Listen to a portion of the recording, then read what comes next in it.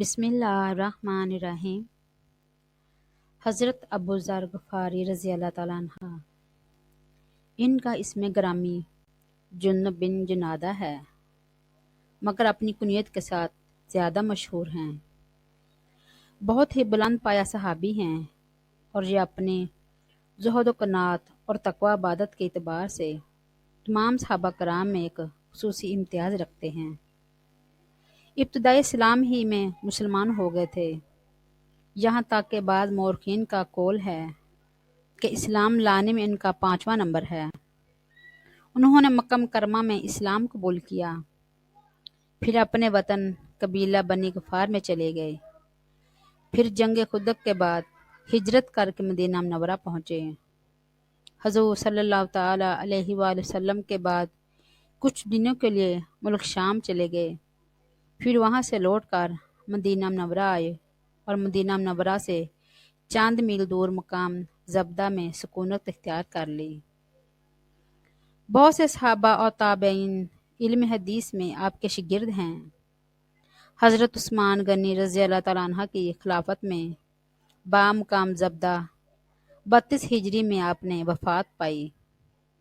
ان کے بارے میں حضور صلی اللہ تعالیٰ علیہ وآلہ وسلم کا ارشاد گرامی ہے کہ جس شخص کو حضرت عیسیٰ علیہ السلام کی زیارت کا شوق ہو وہ ابو ذر غفاری کا دیدار کر لے۔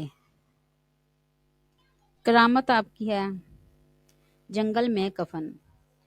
روایات میں ہے کہ حضرت ابو ذر رضی اللہ تعالیٰ عنہ کے وصال کا وقت جب قریب آیا تو ان کی بیوی رونے لگی، تو آپ نے پوچھا کہ تم رو کیوں رہی ہو؟ تو آپ کی بیوی نے کہا، میں کیوں نہ روں، اس جنگل میں آپ کا وصال قریب ہے اور ہمارے پاس نہ کفن ہے اور نہ کوئی آدمی۔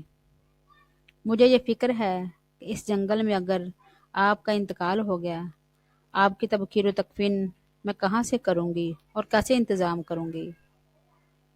تو حضرت ابو ذر غفاری نے فرمایا کہ تم پریشان مت ہو، رو مت۔ رسول صلی اللہ تعالیٰ علیہ وآلہ وسلم نے فرمایا ہے کہ میرے صحابہ میں سے ایک صحابہ جنگل میں وصال فرمائے گا اور اس کا جنازے میں مسلمانوں کی ایک جماعت حاضر ہوگی، اور مجھے یقین ہے کہ وہ جنگل میں وصال کرنے والا صحابی میں ہی ہوں، اس لیے تم فکر نہ کرو اور انتظار کرو، ممکن ہے کہ کوئی جماعت آ رہی ہوگی۔ یہ کہہ کر حضرت ابو ذر غفاری رضی اللہ تعالیٰ عنہ وصال فرما گئے۔ ان کی بیوی کا بیان ہے کہ وصال کے تھوڑی ہی دیر کے بعد اچانک چاند سوار آ گئے اور ایک نوجوان نے اپنی گٹھڑی میں سے ایک نیا کفن نکالا اور آپ اسی کفن میں مدفن ہوئے، اور سواریوں کی اس جماعت نے نہایت اہتمام کے ساتھ تبخیر و تکفین اور نماز جنازہ پڑھائی اور آپ کا دفن کا بھی انتظام کیا۔ فقہ زمزم پر زندگی۔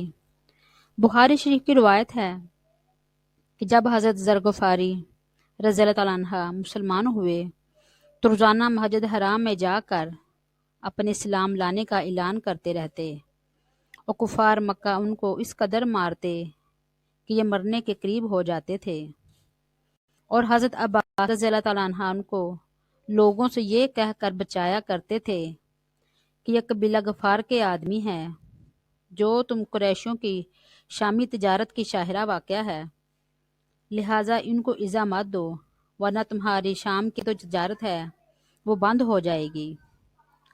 حضرت ابو ذر غفاری رضی اللہ تعالیٰ عنہ 15 دن اور رات مسجد کعبہ میں روزانہ اپنے اسلام کا اعلان کرتے رہتے اور کفار کی مار کھاتے رہتے۔ ان 15 دنوں میں اور راتوں میں زمزم شریف کے پانی کے سوا ان کو گیہوں یا چاول کا ایک دانہ بھی ذرا برابر کوئی دوسری غذا میسر نہیں ہوئی، مگر یہ صرف زمزم شریف کی پانی پی کر ہی زندہ رہتے اور پہلے سے زیادہ تندرست اور فربا ہو گئے تھے۔ اللہم صلی علی محمد وعلی آل محمد کما صلیت علی ابراہیم وعلی آل ابراہیم انک حمید مجید۔ اللہم بارک علی محمد وعلی آل محمد کما بارکت علی ابراہیم وعلی آل ابراہیم إنك حميد مجيد.